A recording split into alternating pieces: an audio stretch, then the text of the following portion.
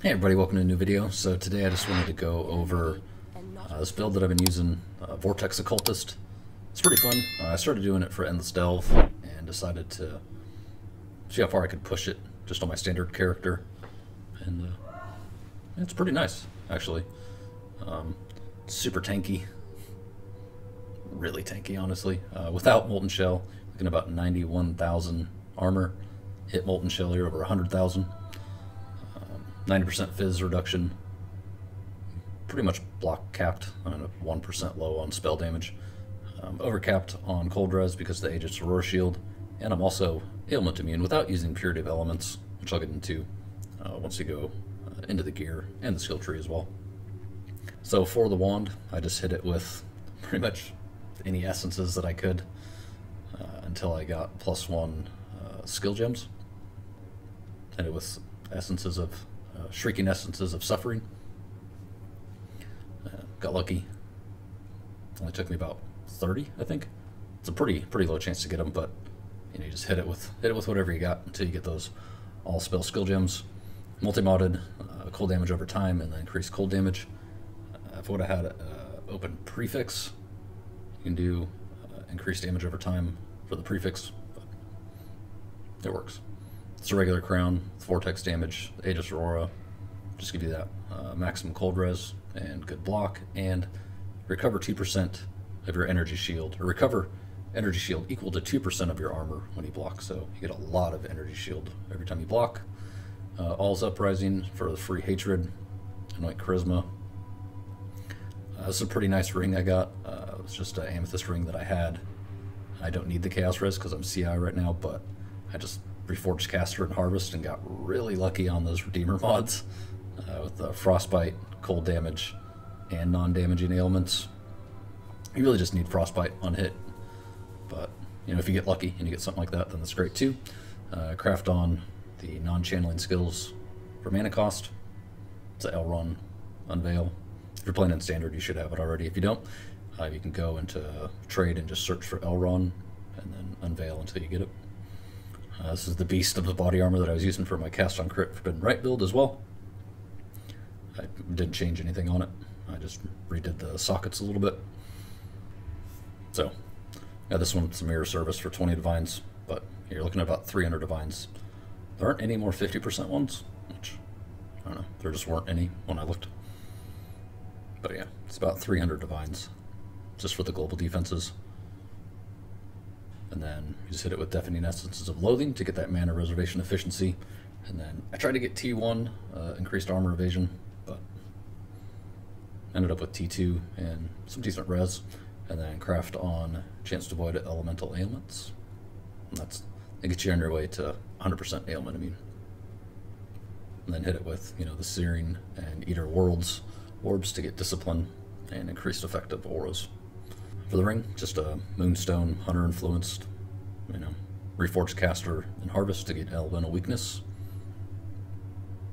Some stats if you need it.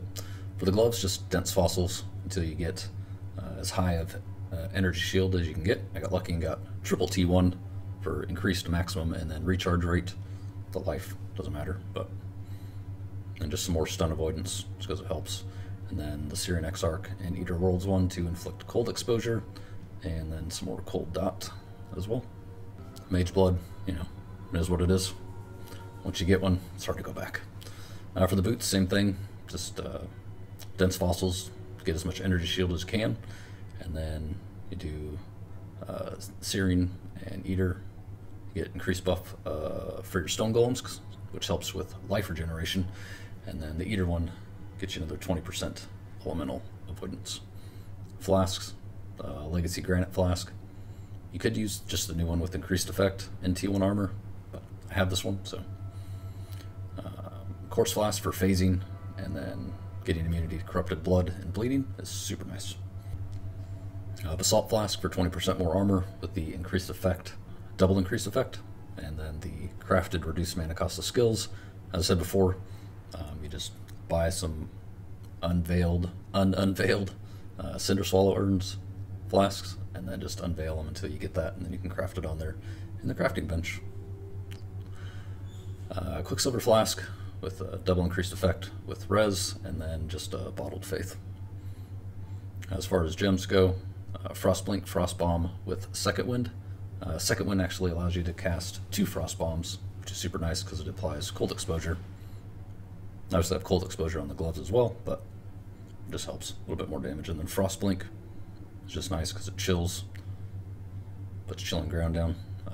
Cold Snap and Val Cold Snap gives you frenzy charges with Awaken Controlled Destruction, Divergent Bone Chill, and Efficacy for more damage over time.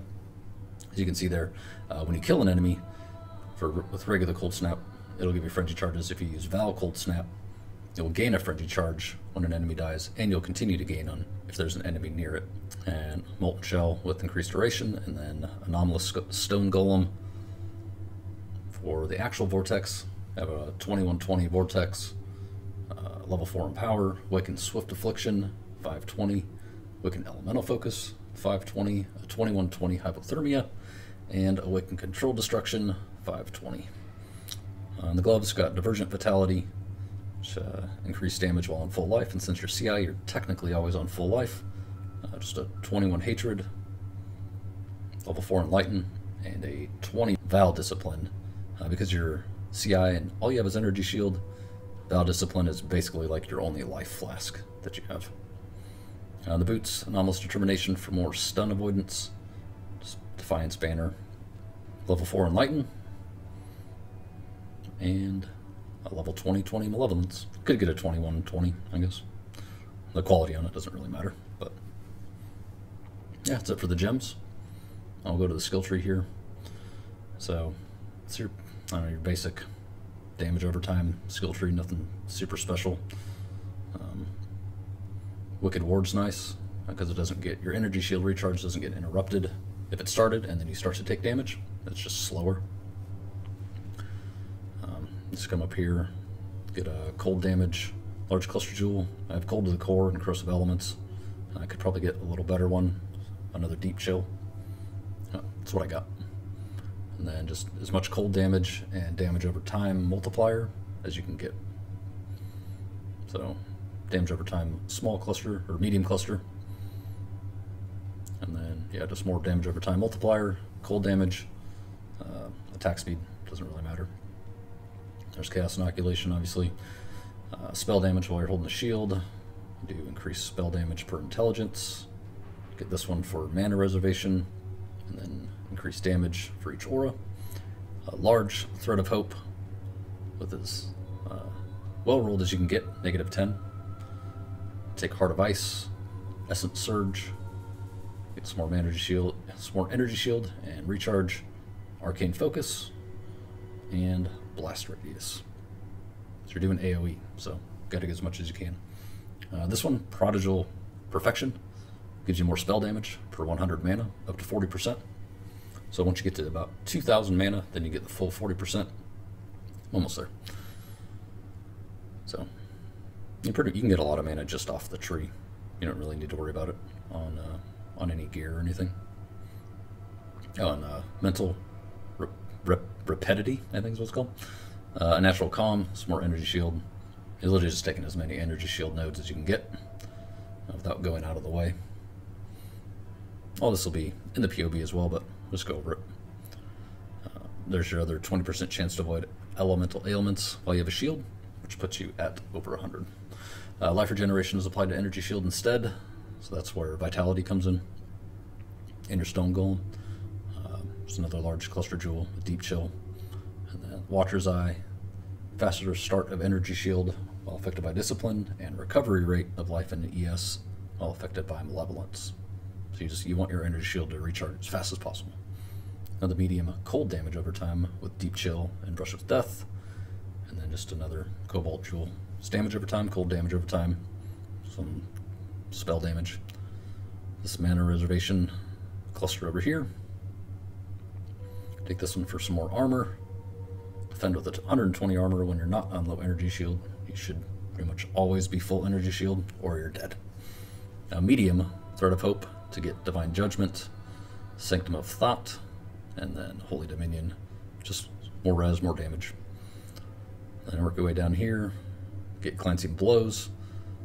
doubles your spell and attack block, but you do take 65% damage, so, you know, it's a plus and minus on that one.